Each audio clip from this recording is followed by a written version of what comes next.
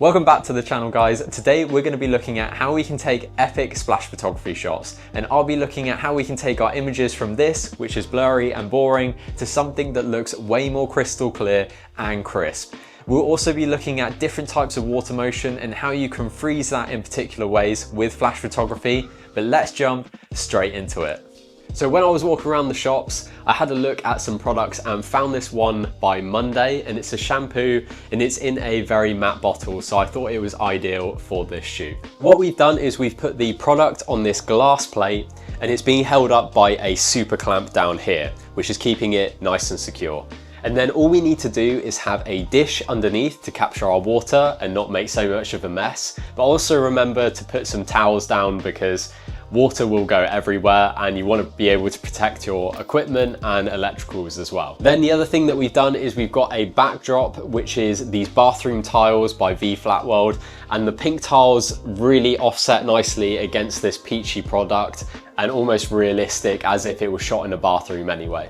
And the last thing that we're going to do is use this bun steamer that I found. It's actually great because it sort of looks like a shower head anyway, but when we're holding it above and we're pouring the water through, it will actually distribute into little droplets, and when we freeze that motion, we'll see the movement in there, which will make obviously the photo way more interesting for the product. All you need to do for your camera setup is make sure that you've got a flash trigger attached. And I'm using a 50mm lens today to get a nice accurate representation of the product, as I think it's best fitting for this type of shot. Before we talk about the three flashes behind us, I want to talk about a very specific thing to do with the flashes, and that is flash duration. And what I mean by this is when you're doing splash photography, this is the secret behind why things are a lot more crisp compared to other flashes you may be using. And we want a flash that has a short amount of flash duration time so that when the light is emitted, it can freeze the motion a lot quicker.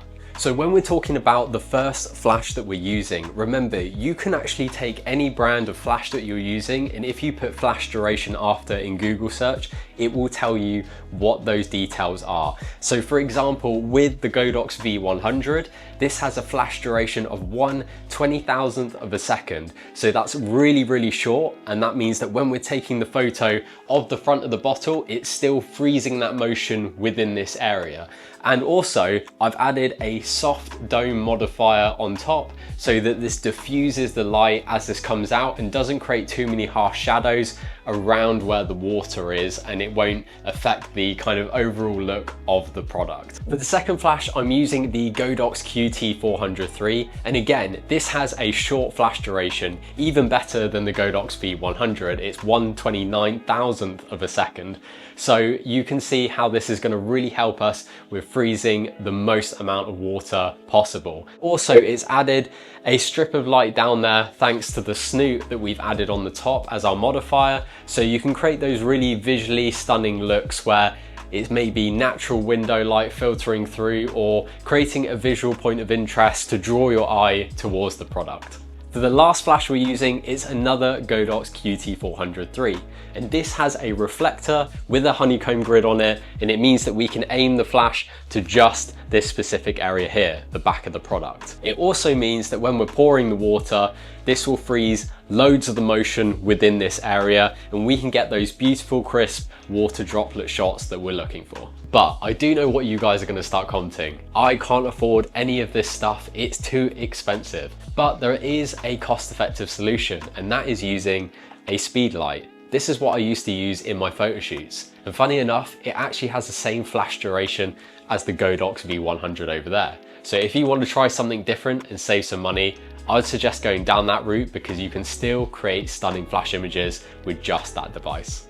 We're now ready to take our water splash photography shot, but before you do anything, take one clean plate photo and have this ready so that you can have it for your edit in case you make any kind of mistakes, because once the water's on there, you can't do anything about it and you have to reset the whole thing again. Let's take some water splash shots.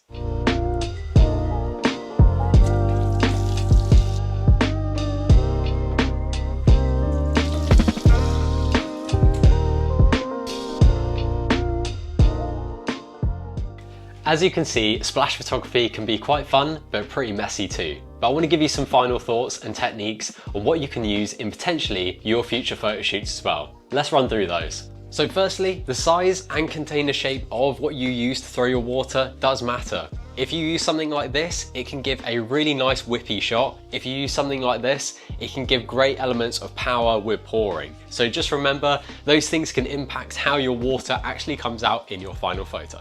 You can also create different shapes and styles just by using a couple of different tools. For instance, I've used a hairdryer before to create a beachy theme, and then other times I've used a massage gun to create those unusual abstract shapes. So with those two things, you can actually create some great ideas and really impress your clients with your creative concepts. That's it for today's video, guys. I really hope you enjoyed this content, and comment some products down below if you want me to use it in the next photo shoot. Obviously, remember to like and subscribe if you enjoy this content, and hopefully I will see you in the next video very soon.